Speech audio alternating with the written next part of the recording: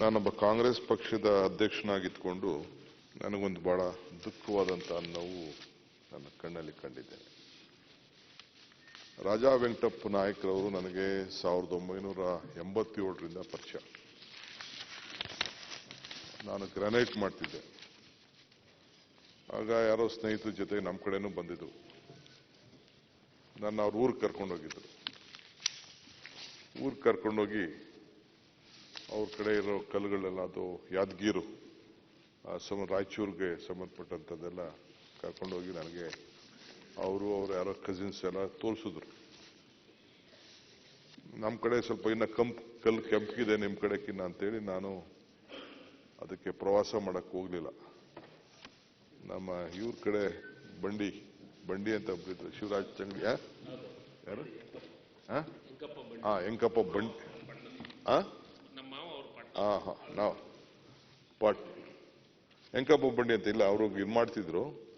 ಅವರು ಜಿಲ್ಲಾ ಪಂಚಾಯತ್ ಮೆಂಬರ್ ಏನಾಯ್ತು, ಅವರು ನಾನು ಅವರು 3 ಜನ ಎಲ್ಲ ಹೋಗಿ ನೋಡ್ಕೊಂಡು ಬಂದವು. ಅವ್ರು ಕೇಳಿದೆ, ಏನ್ರಿ ನಾನಾಗ್ಲೇ ಅಸೆಂಬ್ಲಿ ನೀನು ಸೋತಿದ್ದೀನಿ, ನೀನು ರಾಜಮಂತಂದವನು, ಹಿಂಗೆಲ್ಲ ಇದೆ. ಅವ್ರ ಮನೆಗೆಲ್ಲ ಕರ್ಕೊಂಡೋಗಿದ್ದು. ಈಗೂ ಆ ಸಿಸ್ಟಮ್ ಇದೆ, ಅವ್ರ ಮನೆಯಲ್ಲೆಲ್ಲ ಸಿಸ್ಟಮ್ ಇದೆ, ಬಹಳ ಗೌರವ ಎಲ್ಲ ಕೊಡ್ತಾರೆ. ನೀನು ಯಾಕೆ ನೀನು ಅಷ್ಟೊತ್ತಿಗೆ ಅವ್ರ ಮನೆ, ಅವ್ರ ತಂದೆ ಎಲ್ಲ MLA ಆಗಿದ್ರು, ಅವರ ಕುಟುಂಬದಲ್ಲೆಲ್ಲ ಶಾಸಕರಾಗಿದ್ರು. ಆಮೇಲೆ ನೆಕ್ಸ್ಟ್ ಅವ್ರ ಅಸೆಂಬ್ಲಿಗೆ 94ಗೆ ಅಸೆಂಬ್ಲಿಗೆ ಬಂದ್ರು. 4 ಸತಿನೂ ಕೂಡ ನಮ್ಮ ಜೊತೆ ಮೆಂಬರ್ ಆಗಿ ನೋಡಿದ್ದೇನೆ. ಇದನ್ನ ನೋಡಿದ್ರೆ ಯಾವ ರಾಜನೂ ಸದಾಕಾಲ ರಾಜನಾಗಿ ಇರ್ಲಿಕ್ಕೆ ಸಾಧ್ಯ ಇಲ್ಲ. ಪ್ರಜಾಪ್ರಭುತ್ವ ವ್ಯವಸ್ಥೆ ಬಂದ ಮೇಲೆ ಯಾವ ಶ್ರೀಮಂತನೂ ಶ್ರೀಮಂತರಾಗಿ ಉಳಿಲಿಕ್ಕೆ ಸಾಧ್ಯ ಇಲ್ಲ. ಹಾಗೆ ಯಾವ ಬಡವನು ಕೂಡ ಬಡವನಾಗಿರ್ತಾರೆ ಅಂತ ಹೇಳಲಿಕ್ಕೆ ಸಾಧ್ಯ ಇಲ್ಲ. Anyone can become anything any time. ಇವತ್ತು ನಾವು ದೇವರೇನು ನಮಗೆ ಸೃಷ್ಟಿ ಮಾಡಿಕೊಟ್ಟಿದ್ದಾನೆ, ಅದು ಯಾವುದು ಶಾಶ್ವತ ಅಂತೂ ಇಲ್ಲ. ನಮ್ಮ ಸಂಬಂಧಗಳು ಮಾತ್ರ ಶಾಶ್ವತ. ನಾವು ಯಾವ ರೀತಿ ಶಾಶ್ವತ. ನಾನು ಅಧ್ಯಕ್ಷರೇ 4 ದಿನದಿಂದ ಅವ್ರು ನೋಡ್ಲಿಕ್ಕೆ ಹೋಗಿದ್ದೆ. ನಾನು, GC ಚಂದ್ರಶೇಖರ್, ನಮ್ಮ ST ಸೋಮಶೇಖರ್, ನಮ್ಮ ಶ್ರೀನಿವಾಸ್ ಅವರು, ಪುಲಕೇಶಿ ನಗರ ಶ್ರೀನಿವಾಸು, ನೆಲಮಂಗಲ ಶ್ರೀನಿವಾಸು, GC ಎಲ್ಲ ನಾವೆಲ್ಲ ಹೋಗಿದ್ದು ಒಟ್ಟಿಗೆ ನೋಡೋಣ ಅಂತ. ಹೋಗಿ 1-2 ಗಂಟೆ ಹಾಸ್ಪಿಟಲ್ ಕಳೆದು ನಾನು ಪ್ರೈವೇಟ್ ಆಗಿ ಅವ್ರ ಹತ್ರ ಮಾತಾಡಿ ಹೋಗಿ ಅವರೆಲ್ಲ ಆರೋಗ್ಯ ಎಲ್ಲ ವಿಚಾರಿಸಿ ಎಲ್ಲ ಡ್ರಿಪ್ಸ್ ಎಲ್ಲ ಹಾಕಿದ್ರು. ಇದರಿಂದ ಕರ್ಕೊಂಡು ಬಂದ್ಬಿಟ್ಟಿದ್ರು ಹೊರಗಡೆ. ಅವ್ರನ್ನ ICU ಇಟ್ಟಿರಲಿಲ್ಲ, ಹೊರಗಡೆ ಕರ್ಕೊಂಡು ವಾರ್ಡ್ ಕರ್ಕೊಂಡು ಬಂದು ಮಾತಾಡಿ ಅದಾದ್ಮೇಲೆ ತಕ್ಷಣ ನಾನು ಮೇಡಮ್ಗೂ ಫೋನ್ ಮಾಡಿ ಪ್ರೊಸೀಜರ್ ಏನು, ಆಮೇಲೆ ಅವರು ಮಾತಾಡಕ್ಕೆ ಬರೆಯಕ್ಕೆ ಇದಾಕಿದ್ರಲ್ಲ, ಅದಕ್ಕೆ ಬರೆದು ನನ್ನನ್ನು ಹೆಂಗಿದ್ದೀರಾ ಏನು ಹೆಂಗೆ ಅಂತ ಅಂದ್ಬಿಟ್ಟು ಅವ್ರು ಬರೆಯಕ್ಕೆ ಪ್ರಯತ್ನ ಪಡ್ತಾ ಇದ್ರು. ಆರೋಗ್ಯ ಹೇಗಿದ್ದೀರಿ, ದೊಡ್ಡವ್ರು ಹೇಗಿದ್ದಾರೆ ಅಂತ ಸಾಹೇಬ್ರನ್ನ ಕೇಳ್ತಾ ಇದ್ರು. ಆಮೇಲೆ ಅದೆಲ್ಲ ಮಾತಾಡಿದ್ಮೇಲೆ ಕೊನೆಗೆ ಈ ತರ ಓಟಿದೆಲ್ಲ ಬರ್ಬೇಕಪ್ಪ, ನಾ ಬರ್ತೀನಿ ಅಂತ ಹೇಳಿದ್ರು. ಕೊನೆಗೆ ಸಿಗ್ನೇಚರ್ ಮಾಡ್ಸಕ್ ಹೋದ್ರೆ ಸಿಗ್ನೇಚರ್ ಸರಿಯಾಗಿ ಬರಲಿಲ್ಲ. ಆಮೇಲೆ ಕೊನೆಗೆ ಡಾಕ್ಟರ್ ಹೇಳಿದ್ರು, ನಾವು ಸರ್ಟಿಫೈ ಮಾಡ್ಕೊಡ್ತೀವಿ ಸರ್ ಅಂತೇಳಿ. ಆಮೇಲೆ ಆಂಬುಲೆನ್ಸ್ ಅಂತ ಕರ್ಕೊಂಡು ನಮ್ಮ ಪರಮೇಶ್ವರ್ಗೆ ಹೇಳ್ಬಿಟ್ಟು 0 ಟ್ರಾಫಿಕ್ ಮಾಡೋಣ ಅಂತೇಳಿ ಎಲ್ಲ ವ್ಯವಸ್ಥೆ ಮಾಡಿ, ಆಮೇಲೆ ಅಲ್ಲೇ ಕೂತ್ಕೊಂಡು GC ಚಂದ್ರಶೇಖರ್ಗೆ ವ್ಯವಸ್ಥೆ ಮಾಡಿ ಫಾರಂ ಎಲ್ಲ ಪಾಪ ಎಲ್ಲ ಸೈನ್ ಹಾಕಿ ತಮ್ಮ ಇಂಪ್ರೆಷನ್ ಎಲ್ಲ ಮಾಡಿ ಕಳಿಸ್ಕೊಟ್ರು. ಇವ್ರಿಗೆ ತಪ್ಪಿಸಿ ಚೆನ್ನಾಗಿದ್ದು. ನಾನು ಅವ್ರ ಫ್ಯಾಮಿಲಿ ಮೆಂಬರ್ ಎಲ್ಲ ಮಾತಾಡಿ, ಪಾಪ ಮಕ್ಕಳು 2 ಒಳ್ಳೆ ಮಕ್ಕಳಿದ್ದಾರೆ, ಧರ್ಮಪತ್ನಿನೂ ಬಹಳ ವಿದ್ಯಾವಂತೆ ಇದ್ದಾಳೆ, ಹೆಣ್ಮಗಳು ಕೂಡ. ಎಲ್ಲ ಮಾತಾಡಿ ಬಂದಾದ್ಮೇಲೆ ನಿನ್ನೆ ಮಧ್ಯಾಹ್ನ ಯಾವುದೋ ಕಾರ್ಯಕ್ರಮದಲ್ಲಿ ಇದ್ದಾಗ ತಕ್ಷಣ CMಗೆ ಹೇಳಿದೆ. CM ಅವರು ಎಲ್ಲ ಕೆಲಸ ಬಿಟ್ಟು ತಕ್ಷಣ ಎಲ್ಲ ಹೋಗ್ಬೇಕಾಯ್ತು. ಹೋಗಿ ಅವ್ರನ್ನ ಭೇಟಿ ಮಾಡಿಕೊಂಡು ಅಷ್ಟೊತ್ತಿಗೆ ಸ್ವಲ್ಪ ತಿರ್ಗಾ ಏರುಪೇರು ಆಗಿತ್ತು. ನಿನ್ನೆ ನೋಡಿದ್ರೆ ಈ ರೀತಿ ಒಂದು ದೊಡ್ಡ ನೋವಿನ ವಿಚಾರ ಬಂದಿದೆ. ಇವತ್ತು ರಾಜಕಾರಣ ಏನೇ ಇರಲಿ, ಬಟ್ ಯಾರು ಕೂಡ ಅವರು ಕೆಟ್ಟವರು, ನಮಗೆ ತೊಂದರೆ ಕೊಟ್ಟಿದ್ದಾರೆ ಅಂತ ಒಬ್ರು ಕೂಡ ಇಲ್ಲಿವರೆಗೂ ನಮಗೆ ಯಾರು ಕೂಡ ಹೇಳಿಲ್ಲ. ಆಮೇಲೆ ಬಂಗಾರಪ್ಪನವ್ರಿಗೂ ಬಹಳ ಹತ್ತಿರವಾಗಿದ್ರು. ಬಂಗಾರಪ್ಪನವ್ರು ಕೂಡ ಬಹಳ ಹತ್ತಿರವಾಗಿದ್ರು. ಅವರು ಬಹಳ ಹತ್ತಿರವಾಗಿದ್ದರು, ಅವರ ಕುಟುಂಬ ಎಲ್ಲ, ಅವ್ರ ಫ್ಯಾಮಿಲಿ ಮೆಂಬರ್ಸ್.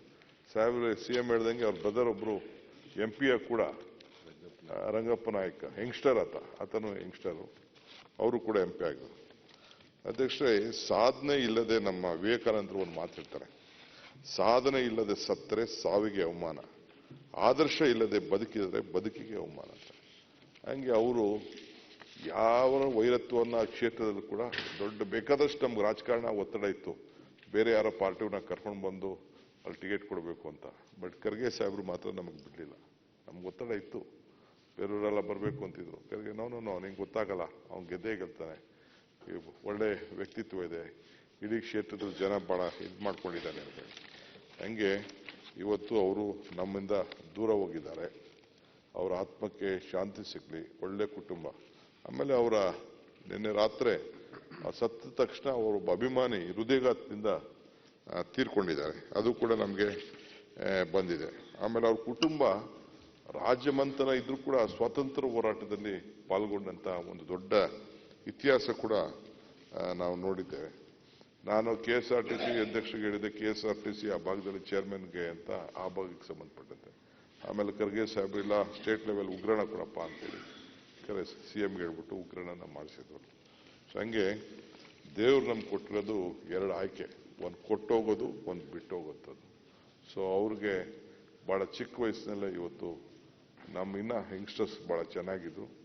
ಇವತ್ತು ಅವರು ಒಳ್ಳೆ ದೊಡ್ಡ ಅಭಿಮಾನ ಮತ್ತು ಯಾರಿಗೂ ತೊಂದರೆ ಕೊಡಲಿಲ್ಲ, ಆದರ್ಶ ಒಂದು ವ್ಯಕ್ತಿತ್ವವನ್ನು ಆ ಭಾಗದಲ್ಲಿ ಪಡ್ಕೊಂಡು ಬಂದಂಥವ್ರು. ಅಜಾತ ಶತ್ರು ಅನ್ನೋ ಒಂದು ಹೆಸರನ್ನು ಕೂಡ ಆ ಕ್ಷೇತ್ರದಲ್ಲಿ, ಆ ಜಿಲ್ಲೆಯಲ್ಲಿ ಪಡ್ಕೊಂಡಿದ್ದಾರೆ. ಅವ್ರು ನಮ್ಮಿಂದ ದೂರ ಆಗಿದೆ. ನಾನು ಸರ್ವೆ ಮಾಡಿಸಿದ್ದೆ ಪಾರ್ಲಿಮೆಂಟ್ ಎಲೆಕ್ಷನ್ಗೆ ಯಾರು ಕೊಡಬೇಕು ಅಂತ, ಅವ್ರ ಹೆಸರೇ ಬಂತು. ಆಮೇಲೆ ಅವರ ಆರೋಗ್ಯ ನೋಡಿ ನಾವು ಬೇರೆ ಆಲೋಚನೆ ಮಾಡೋಕ್ಕೆ ಚರ್ಚೆ ಮಾಡ್ತಾ ಇದ್ದೆವು. ಆ ಪಾರ್ಲಿಮೆಂಟ್ ಎಲೆಕ್ಷನ್ ಏನಾದ್ರು ಮಾಡಿ ಪಾರ್ಲಿಮೆಂಟ್ ಕೊಡಕ್ಕೆ ಸಾಧ್ಯನಾ ಅನ್ನೋದು ಕೂಡ ನಾವೆಲ್ಲ ಚರ್ಚೆ ಮಾಡ್ತಾ ಇದ್ದೆವು. ಸೊ ಇವತ್ತು ನಮ್ಮ ಜೊತೆ ಇಲ್ಲ. ನಿನ್ನೆ ನಾನು ತಿಳಿದ ತಕ್ಷಣನೇ ನಿನ್ನೆ ಮಧ್ಯಾಹ್ನ ಹೋಗಿ ಅವ್ರಿಗೆ ತಿರ್ಗಾ ಭೇಟಿ ಮಾಡಿ ಕುಟುಂಬದವ್ರ ಹತ್ರ ಮಾತಾಡಿ ಧೈರ್ಯ ತುಂಬಿ ಹೇಳಬರೋಂಥ ಕೆಲಸ ಮಾಡಿದೆ. ಈ ಮುಖ್ಯಮಂತ್ರಿಗಳು ಕೂಡ ಈಗ ಕೂಡಲೇ ಹೊರಟಿದ್ದಾರೆ.